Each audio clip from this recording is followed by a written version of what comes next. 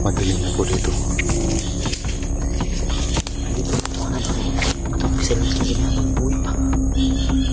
Muna'y nakakuan na karon kay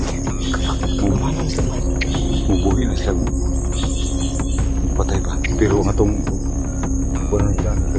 lugar bang ilang ikahadlukan may gumalaw doon.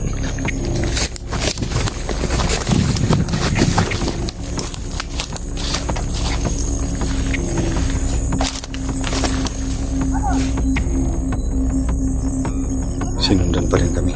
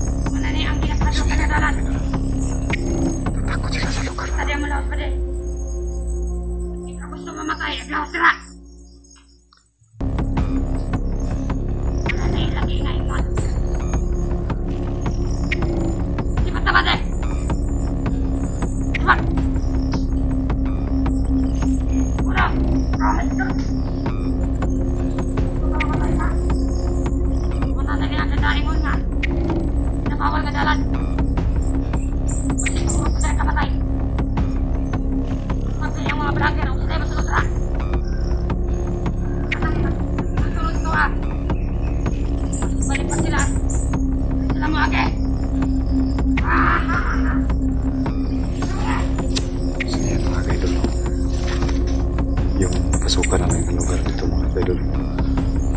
Natatakot sila.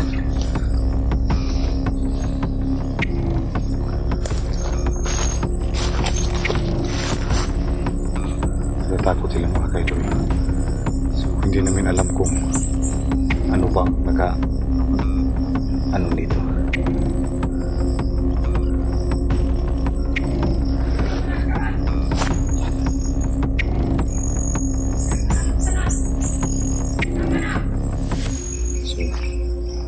Yung mga posibleng exit daw dito mga kaidol na pwedeng malabasan namin ni Ibrahim ay abangan nila.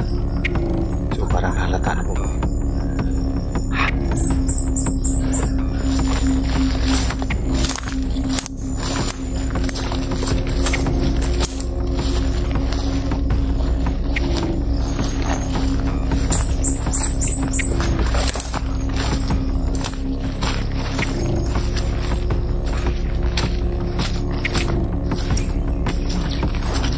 Una akong giingon mimo ganiha palang katong ako na nakil naaslay lugar ang kinahadlukan mauni lang giingon mahadlok sila mosulod diri wala ko kabalo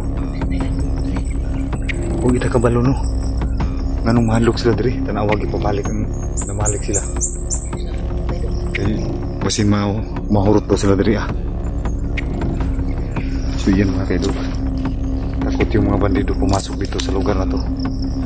Napasukan namin.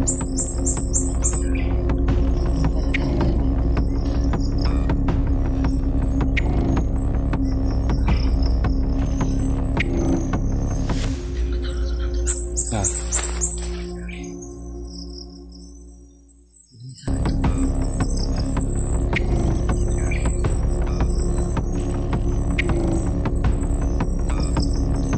Ha?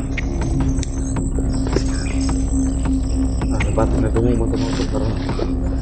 So yan mga kaidolo, ha? Yung lugar na napasukan namin dito. Takot sila pumasok dito. Hindi namin alam no, kung bakit. Kasi sila lang yung nakakaalam. Hindi natin alam.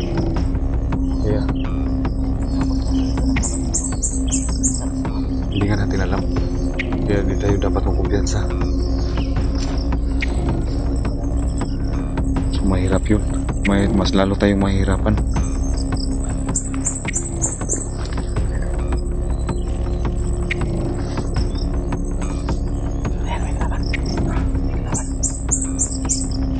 Ayaw nilang pumasok dito. Takot talaga sila. Oo. Alis tayo dito. Baka malisgrasya tayo dito. Hindi tayo pwede bumalik kasi sabi nila babantay sila sa mga kanto. Paano tayo makakalabas dito? Hanap na tayo ng matulungan dito. Isa pa sige, ang kuntong ko sila sa akin.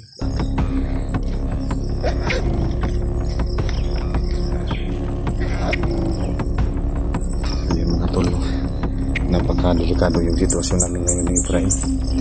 Hindi namin alam kung anong posible mangyari sa amin. Pati mga bandido natatakot dito. Tignan mo kung bumaba ba. Hindi sila pumasok no.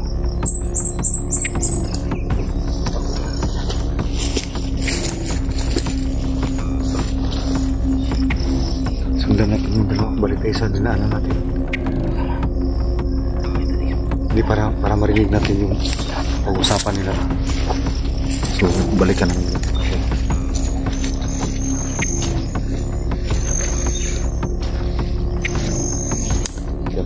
Pero natatakot silang pumasok dito.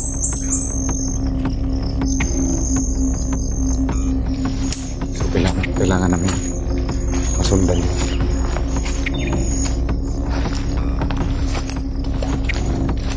Balikan kami.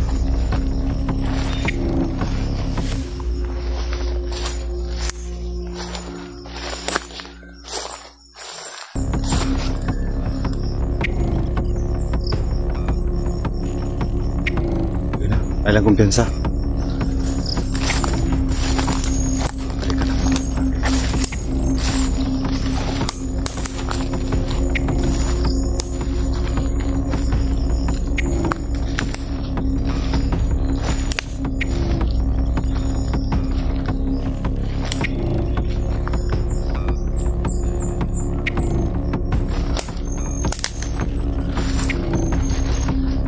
Saan ba sila?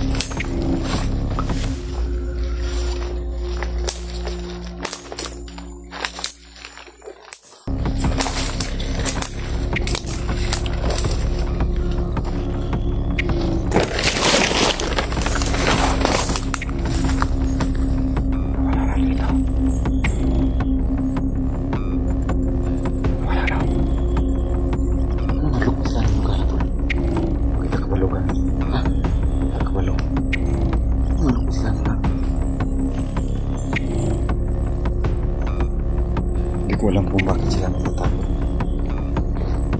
Bumugal ko sila natatakot. Takot sila sa likod ito. Iba dito. Yan po ulit.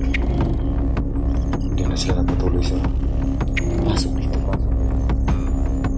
So yan mga tayo doon. Pati aswito nilang lugar na to. Takot silang pumasok doon sa pinasukan namin yung friend. Parang maabutan tayo ng gabi dito.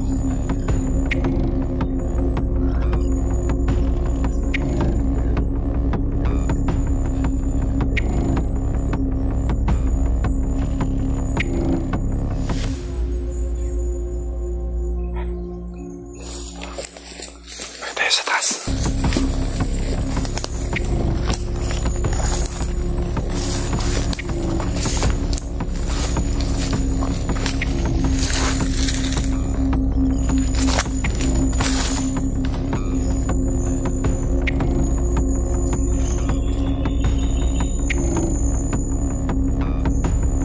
Ayan na sila.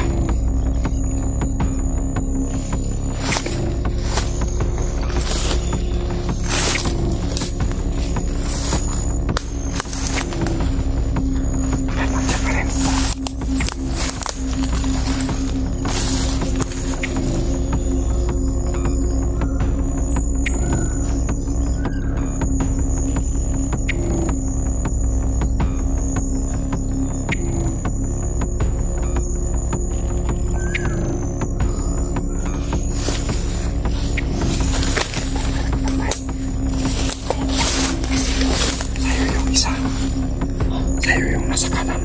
May isa nakabantay doon. Tingnan mo. Tingnan mo, may isa. May nakabantay doon. Huwag kang magkamamit ng maratol. At saka mo, may isa sa kaliwa. Akin to. Ikaw na pala sa akin. Sinangkin lang, sinangkin. Oo. Kailangan natin makita silong ilagat.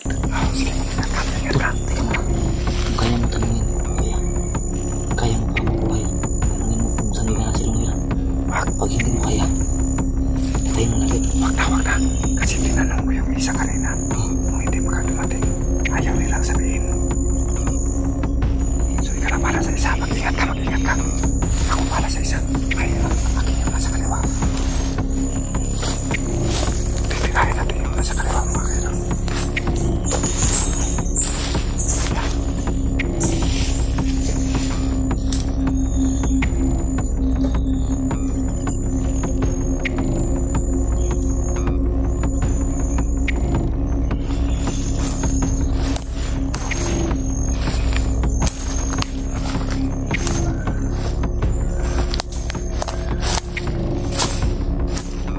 Malapit na tayo.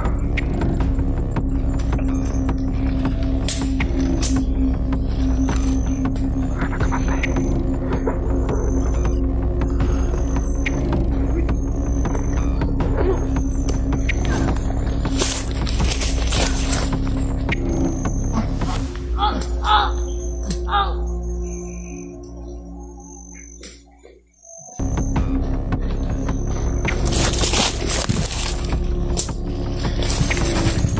Putol.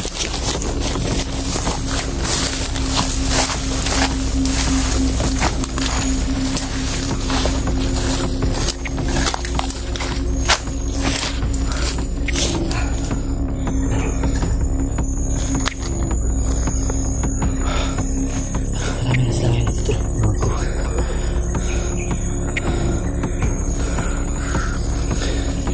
Parang hindi na tayo makalapas dito.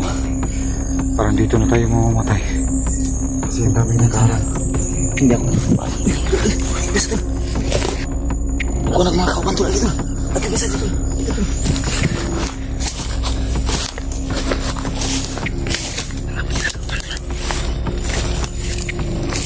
Mamatay tao. Kibo ko pa lang isang asawa.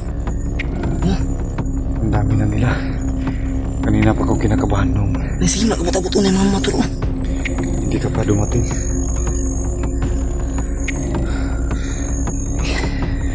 Buti kung maabutan pa natin si Longhir. Kailangan natin umiwas dito sa lugar ito.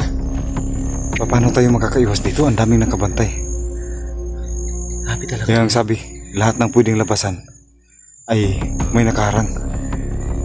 Ano? May nakapaikot-ikot silang motor. Wala yung kanina tol? Wala. So, padilim na po dito. Kailangan natin makahanap ng ano. Hindi rin pwede tayo magawa ng usok. Baka mahalata tayo. Hindi rin pwede tayo magpailaw tol. Tingnan niyo lugar mga kaidolo.